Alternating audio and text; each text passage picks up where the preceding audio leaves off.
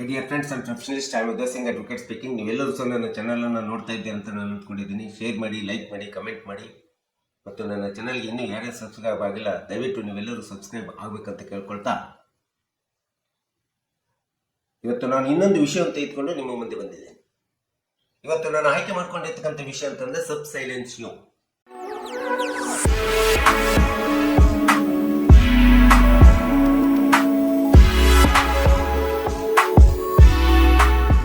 ಸಬ್ ಸೈಲೆನ್ಸಿಯೋ ಅಂತಂದ್ರೆ ಮೌನದಲ್ಲಿ ಹೋದ ಅಥವಾ ಗಮನಕ್ಕೆ ಬಾರದೆ ಇರುವಂತ ಒಂದು ಕಾನೂನಿನ ತತ್ವವನ್ನು ನಾವು ಸಬ್ ಸೈಲೆನ್ಸಿಯೋ ಅಂತೇಳಿ ಹೇಳ್ತೀವಿ. ಇದರ್ಥ ಯಾವುದೇ ಒಂದು ದಾವೆಯಲ್ಲಿ ಒಂದು ಖಚಿತವಾದಂತ ನಿಶ್ಚಿತವಾದಂತ ಕಾನೂನಿನ ಅಂಶವನ್ನು ಪರಿಗಣಿಸದೆ ಅಥವಾ ಮಾನ್ಯ ನ್ಯಾಯಾಲಯ ಗಮನಕ್ಕೆ ತೆಗೆದುಕೊಳ್ಳದೆ ಮೌನದಲ್ಲಿ ಅಥವಾ ಸೈಲೆಂಟ್ ಆಗಿ ಜಡ್ಜ್ಮೆಂಟ್ ಅಥವಾ ಡಿಗ್ರಿಯನ್ನು ಅನೌನ್ಸ್ ಮಾಡ್ತಕ್ಕಂಥದ್ದನ್ನ ಸಬ್ ಸೈಲೆನ್ಸಿಯೋ ಅಥವಾ ಸಬ್ ಸೈಲೆನ್ಸಿಯೋ ಅಥವಾ ಲೀಗಲ್ ಪ್ರಾವಿಷನ್ ಅಂತೇಳಿ ನಾವು ಹೇಳ್ತಾ ಇದ್ದೀವಿ. ಲ್ಯಾಟಿನಿನ ಶಬ್ದಶಃದಲ್ಲೂ ಸಹ ನಾವು ಇದನ್ನ ಹೇಳ್ತೀವಿ. ಯಾವುದೇ ಒಂದು ಜಡ್ಜ್ಮೆಂಟ್ ಅಥವಾ ಡಿಗ್ರಿಯನ್ನ ತನ್ನ ಗಮನಕ್ಕೆ ತೆಗೆದುಕೊಳ್ಳದೆ, ಕಾನೂನನ್ನ ತೆಗೆದುಕೊಳ್ಳದೆ ಮೌನದಲ್ಲಿ ಡಿಗ್ರಿಯನ್ನ ಜಡ್ಜ್ಮೆಂಟ್ ಅನ್ನ ಜಾರಿಗೊಳಿಸತಕ್ಕಂಥದ್ದು, ತೀರ್ಪನ್ನ ಅನೌನ್ಸ್ ಮಾಡತಕ್ಕಂಥದ್ದೇನಿದೆಯಲ್ಲ, ಇದನ್ನ ನಾವು ಸ್ಪಷ್ಟವಾಗಿ ಲ್ಯಾಟಿನ್ನ ಶಬ್ದಶಃವಾಗಿ ಸಬ್ ಸೈಲೆನ್ಸಿಯೋ ಅಂತ ಹೇಳಬೇಕಾಗುತ್ತೆ. ಅಥವಾ ಮಾನ್ಯ ನ್ಯಾಯಾಲಯ ಪ್ರಜ್ಞಾಪೂರ್ವಕವಾಗಿ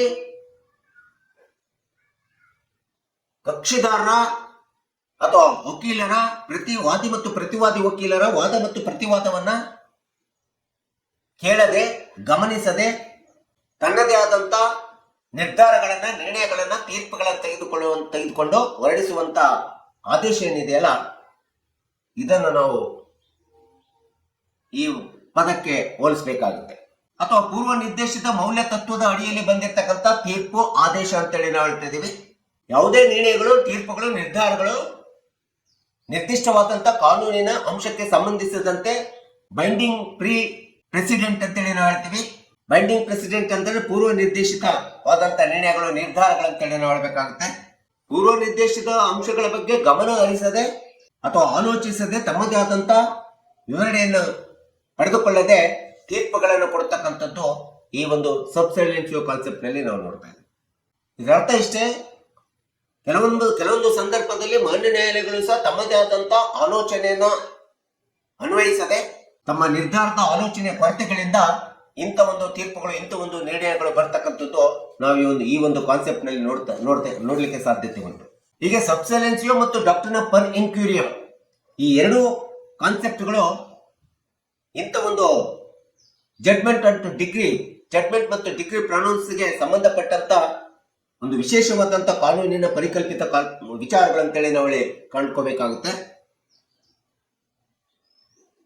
ಈಗ ಸಬ್ ಸೈಲೆನ್ಸಿಯೋ ಮತ್ತು ಡಾಕ್ಟ್ರಿನ್ ಪರ್ ಇನ್ಕ್ಯೂರಿಯಂ, ಈ ಎರಡು ಕಾನ್ಸೆಪ್ಟ್ ನಲ್ಲಿ ಏನು ವ್ಯತ್ಯಾಸ ಇದೆ ಅಂತೇಳಿ ನಾವು ಈ ಒಂದಿಷ್ಟು ವಿಡಿಯೋ ಮೂಲಕ ತಿಳ್ಕೊಳ್ಳಿಕ್ಕೆ ಪ್ರಯತ್ನ ಮಾಡೋಣ. ಸಬ್ ಸೈಲೆನ್ಸಿಯೋದಲ್ಲಿ ಮೊಟ್ಟ ಮೊದಲನೇದಾಗಿ ನಿರ್ದಿಷ್ಟವಾದಂತ ಕಾನೂನು ಕಾಯ್ದೆಗಳ ಬಗ್ಗೆ ಯಾವುದೇ ವಿಧವಾದಂತ ಮಾನ್ಯ ನ್ಯಾಯಾಲಯ ಗಮನ ಹರಿಸಿರೋದಿಲ್ಲ. ಆದ್ರೆ ಡಾಕ್ಟ್ರಿನ್ ಪರ್ಕ್ಯೂರಿಯಂ ನಲ್ಲಿ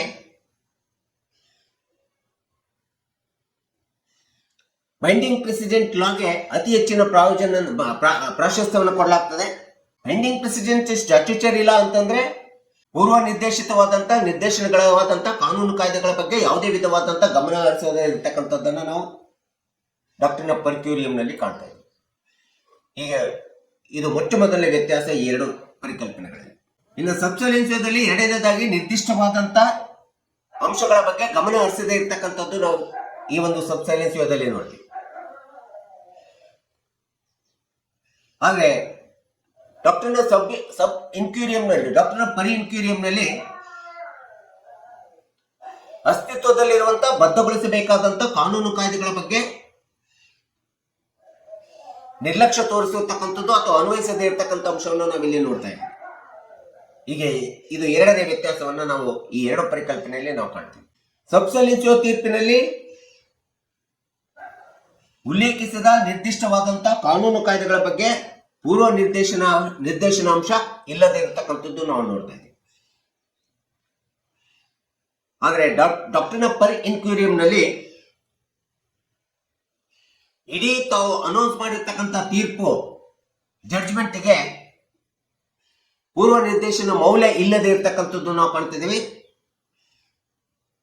ಯಾಕಂದ್ರೆ ಅದು ಸ್ಪಷ್ಟವಾಗಿ ದೋಷಪೂರಿತವಾಗಿರ್ತದೆ ಎಂಬತಕ್ಕಂಥದ್ದನ್ನ ಈ ಒಂದು ಡಾಕ್ಟ್ರಿನ್ ಪರ್ ಇನ್ಕ್ಯೂರಿಯಂ ನಲ್ಲಿ ಕಾಣ್ತದೆ.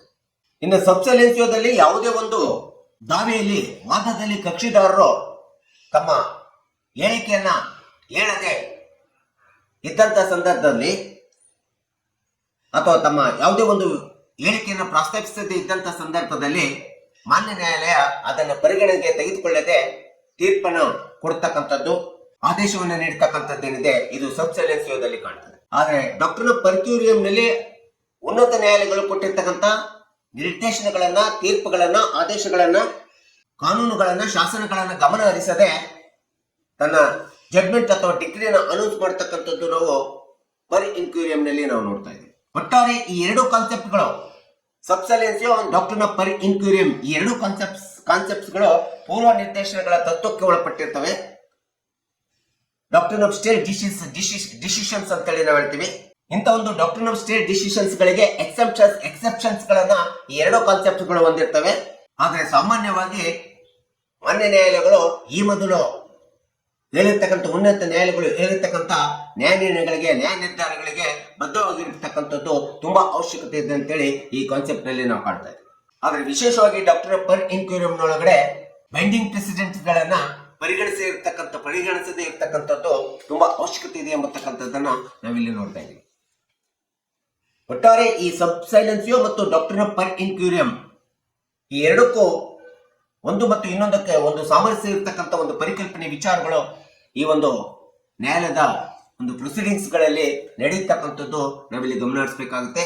ಹೀಗಾಗಿ ಈ ಸಬ್ಸೈಲೆನ್ಸಿಯೋ ಎಂಬತಕ್ಕಂಥ ಒಂದು ಹೊಸ ಕಾನ್ಸೆಪ್ಟ್ ಅನ್ನ ನಾನು ಈ ವಿಡಿಯೋ ಮೂಲಕ ಒಂದಿಷ್ಟು ವಿವರಣೆ ವಿಶ್ಲೇಷಣೆ ಕೊಟ್ಟಿದ್ದೀನಿ. ದಯವಿಟ್ಟು ನನ್ನ ವಿಡಿಯೋ ಇಷ್ಟ ಆಗಿದ್ರೆ ಶೇರ್ ಮಾಡಿ, ಲೈಕ್ ಮಾಡಿ, ಕಮೆಂಟ್ ಮಾಡಿ ಮತ್ತು ನನ್ನ ಚಾನೆಲ್ಗೆ ಸಬ್ಸ್ಕ್ರೈಬ್ ಆಗೋದನ್ನ ಮರಿಬೇಡಿ ಅಂತ ಹೇಳ್ತಾ ಇವತ್ತಿನ ವಿಷಯಕ್ಕೆ ವಿರಾಮ ಹೇಳ್ತೀನಿ. ಇನ್ನೊಂದು ವಿಷಯ ಅಂತ ಇಟ್ಕೊಂಡು ನಿಮ್ಮ ಮುಂದೆ ಬರ್ತೀನಿ. ಜೈ ಹಿಂದ್, ಜೈ ಕರ್ನಾಟಕ.